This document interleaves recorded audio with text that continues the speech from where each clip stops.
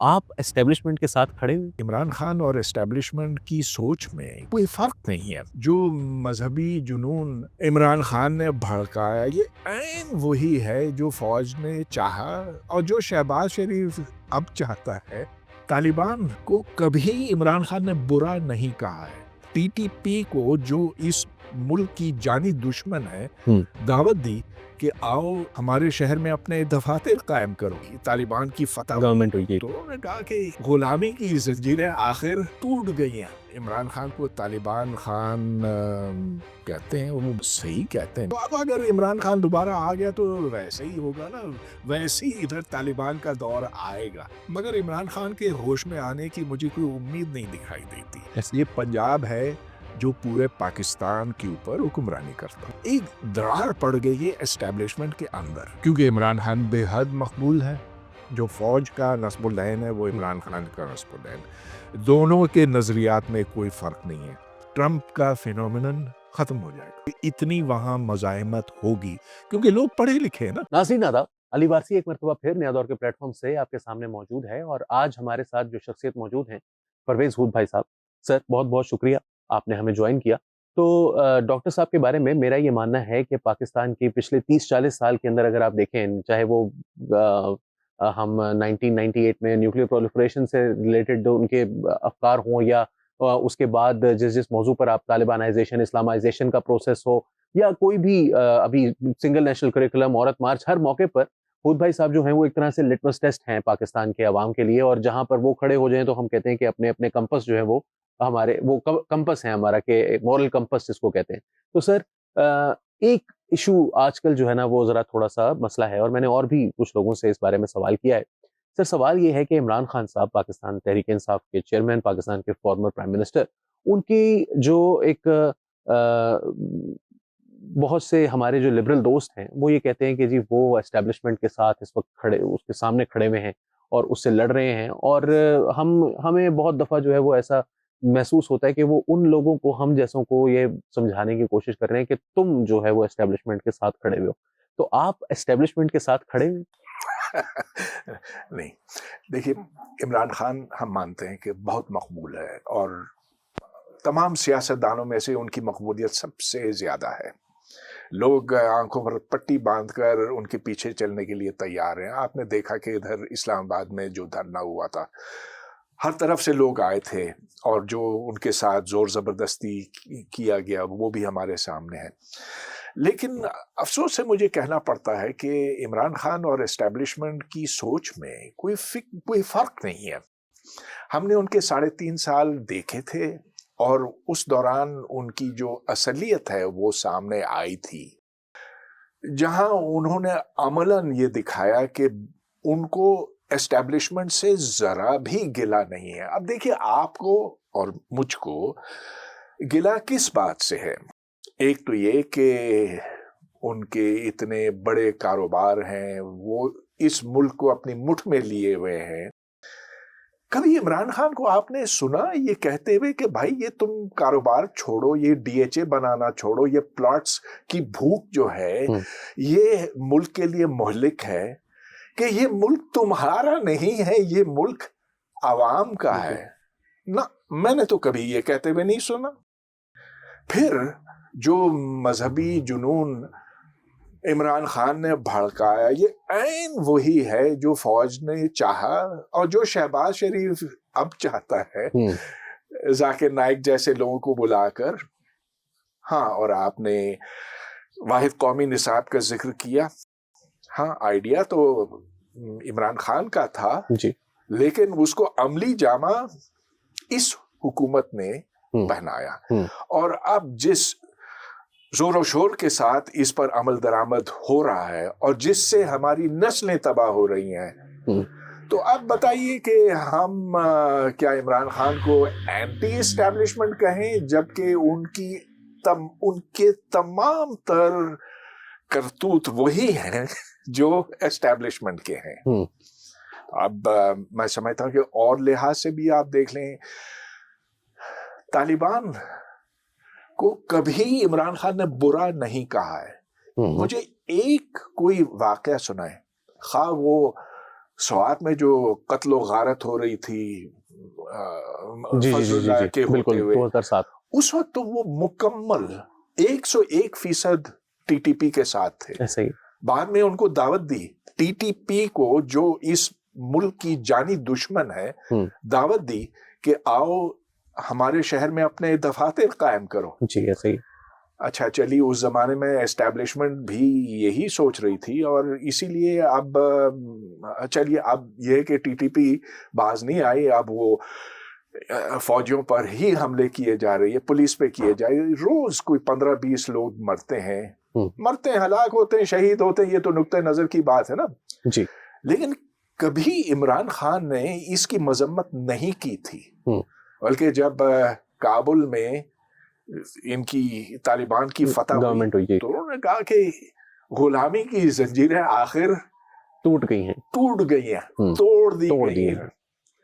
تو اب بھائی جو عمران خان کو طالبان خان کہتے ہیں وہ برا تو وہ صحیح کہتے ہیں میرے خیال میں. تو اب اگر عمران خان دوبارہ آ گیا تو ویسے ہی ہوگا نا, ویسے ہی ادھر طالبان کا دور آئے گا.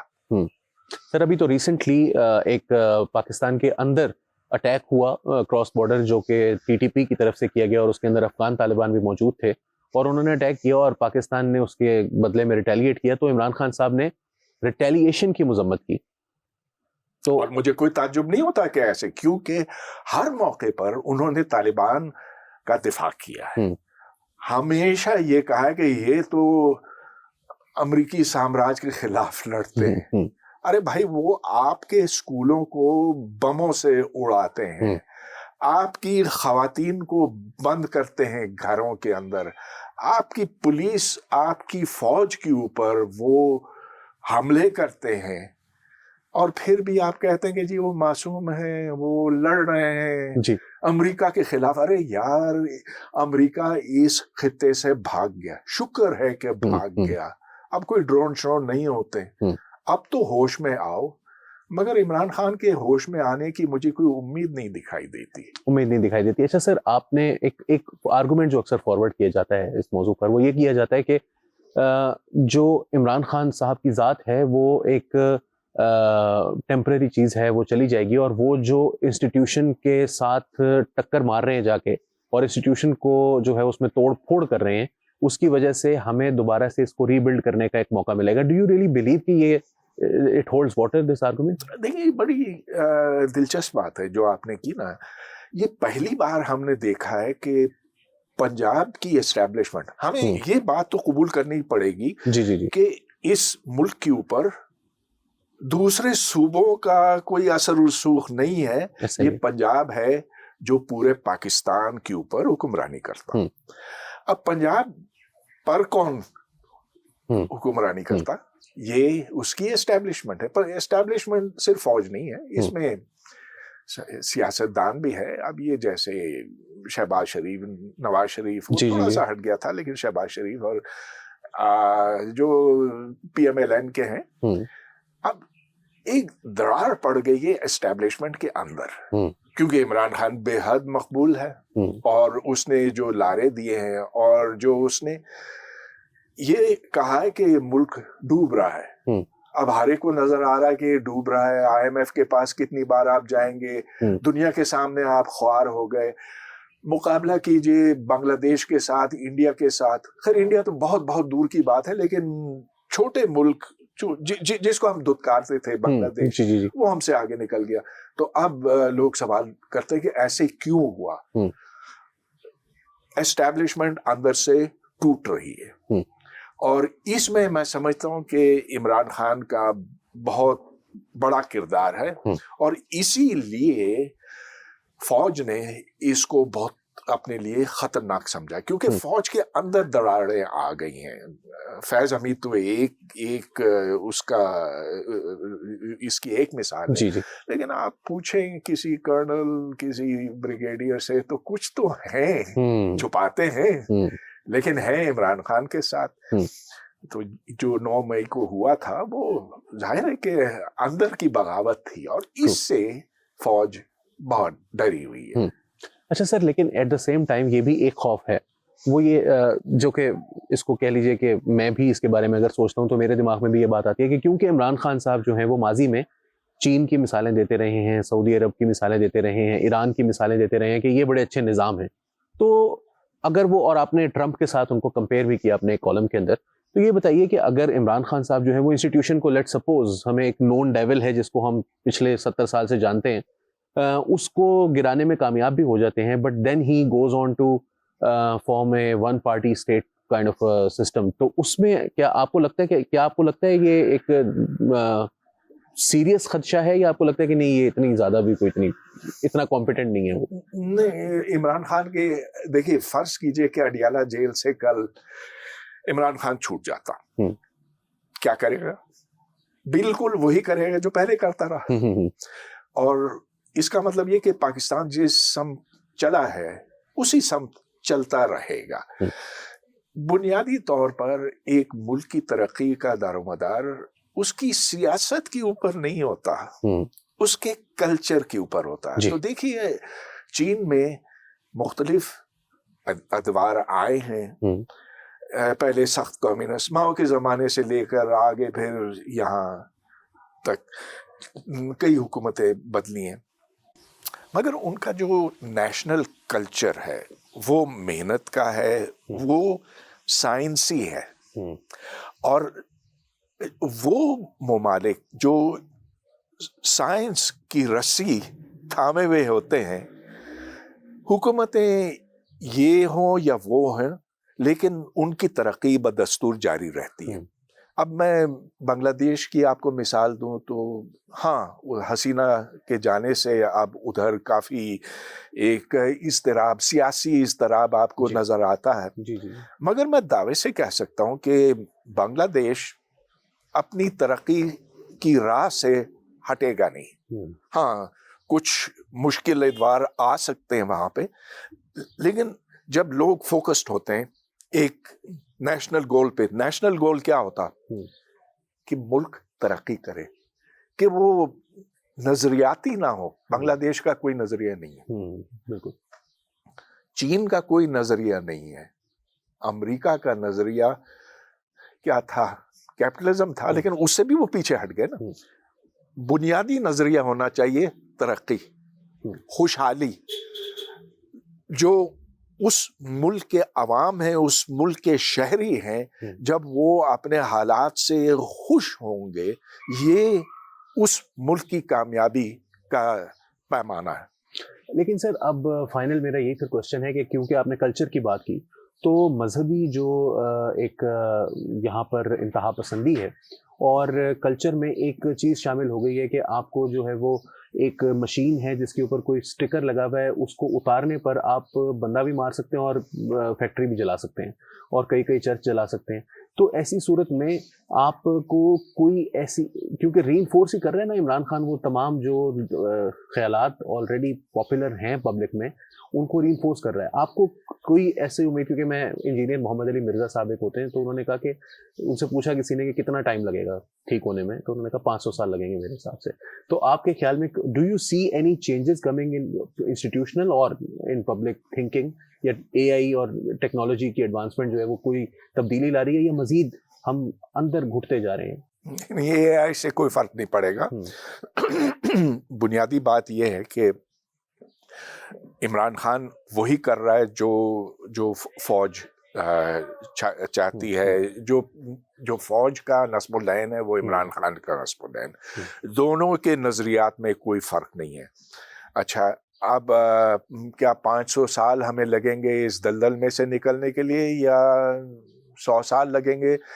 اتنی لمبی پیشن گوئی تو میں نہیں کر سکتا, لیکن مجھے کہیں کہیں امید کی کرنیں دکھائی دیتی ہیں. میں یہ دیکھتا ہوں کہ نوجوان ہیں, میں سمجھتا ہوں کہ 10% ایسے ہیں جو باشعور ہیں, جن کو اپنے حالات کا ادراک ہے, جن کو پتہ ہے کہ جو تعلیم ان کو دی گئی انتہائی تھرڈ کلاس ہے, جس کی کوئی وقت نہیں ہے عالمی منڈی میں, اور جو جانتے ہیں کہ انہوں نے کچھ بھی نہیں سیکھا, لہٰذا انہوں نے اپنے آپ کو سکھانا شروع کیا.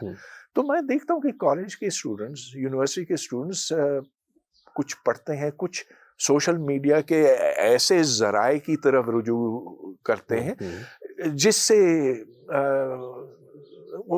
ان کی سوچ آگے بڑھتی ہے بجائے پیچھے جانے کے. ہاں ضرور یہ بات صحیح ہے کہ جو مذہبی چینل ہیں ان کی ویوئنگ جو ہے ملینز میں ہوتی ہے، جبکہ اس میں چند لاکھ ہو جائیں تو لوگ خوش ہو جاتے ہیں. یہ فرق اپنی جگہ پہ ہے.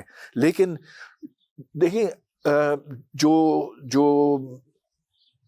اندھا یقین ہے وہ بہت زوردار ہوتا ہے، لیکن آخر اندھے یقین کو عقل آخر مات دے جاتی ہے.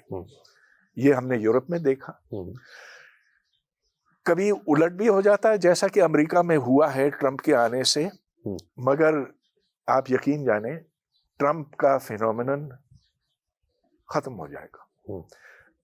اس کے پہلے سال کے اندر میں یہ دعوے سے کہہ سکتا ہوں کہ اتنی وہاں مزاحمت ہوگی، کیونکہ لوگ پڑھے لکھے ہیں نا امریکہ کے، یعنی کم از کم 50% تو پڑھے لکھے ہیں. 50% وہ جو مڈ ویسٹ کے ہیں وہ بیچارے تو ہر چیز سے فارغ ہیں، لیکن انہیں پتہ چل جائے گا کہ کس حد تک یہ آدمی خطرناک ہے. اور میں سمجھتا ہوں کہ عالمی طور پر آخر عقل کی جیت ہو رہی ہے. Today humanity is more rational than it has ever been in the past. سر بہت جو ہے وہ ایک میں سمجھتا ہوں کہ ایک پازیٹیو نوٹ اور ایک ایسا نوٹ جس کے اوپر میں کہہ سکتا ہوں کہ تھوڑا سا عوام کو بھی کچھ تھوڑی سی محسوس ہوا ہوگا کہ اچھا اتنا بھی برا حالات نہیں ہے، کیونکہ ہمیں نوجوان جو نظر آتے ہیں وہ صرف آگ لگاتے ہوئے نظر آتے ہیں، لیکن جو آگ نہیں لگا رہے وہ نظر نہیں آ رہے اور وہ کتاب پڑھ رہے ہیں اور ایک مستقبل کی ایسے مستقبل کی امید رکھی جا سکتی ہے جو کہ ایسا نہ ہو جیسا ہمارا آج کا حال ہے. تو بہت شکریہ سر. علی وارثی کو نیا دور کے پلیٹ فارم سے اجازت دیجیے. آداب.